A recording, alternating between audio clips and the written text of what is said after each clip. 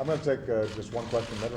Mr. President, are you considering drone strikes or any sort of action to stop the insurgents in Iraq? Well, this is an area that we've been watching with a lot of concern, not just over the last couple of days, but over the last several months. And we've been in close consultation with the Iraqi government. Over the last year, we have been providing them additional assistance to try to address the problems that they have in Anbar, in the northwestern portions of the country, as well as the Iraqi and Syrian border. That includes, in some cases, military equipment. It includes intelligence assistance. It includes a whole host of issues. But what we've seen over the last couple of days indicates the degree to which Iraq's going to need more help. It's going to need more help from us, and it's going to need more help from the international community. So my team is working around the clock to identify how we can provide the most effective assistance to them. I don't rule out anything because we do have a stake in making sure that these jihadists are not getting a permanent foothold in either Iraq or Syria, for that matter. Part of the challenge, and I've said this directly to Prime Minister Maliki, and Vice President Biden has said this in his very frequent interactions with the Iraqi government, is that the politics of Shia and Sunni inside of Iraq, as well as the Kurds, is either going to be a help in dealing with this jihadist situation, or it's going to be a hindrance. And frankly, over the last several years, we have not seen the kind of trust and cooperation develop between moderate Sunni and Shia leaders inside of Iraq, and that accounts in part for some of the weakness of the state, and that then carries over into their military capacity. So I think it's fair to say that in our consultations with the Iraqis, there will be some short-term, immediate things that need to be done militarily, and our national security team is looking at all the options.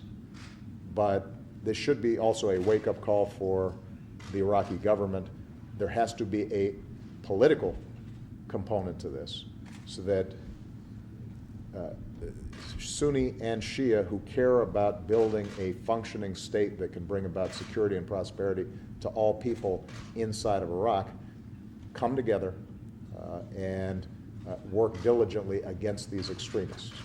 And that is going to require concessions on the part of both Shia and Sunni that we haven't seen so far. Last point I'll make, what's happened over the last couple of days, I think, underscores the importance of the point that I made at my West Point speech, the need for us to have a more robust regional approach to partnering and training partner countries throughout the Middle East and North Africa. We're not going to be able to be everywhere all the time.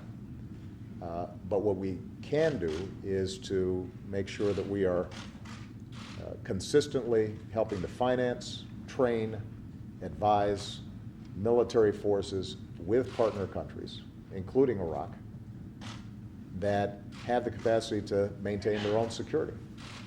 And that is a long and laborious process, but it's one that we need to get started.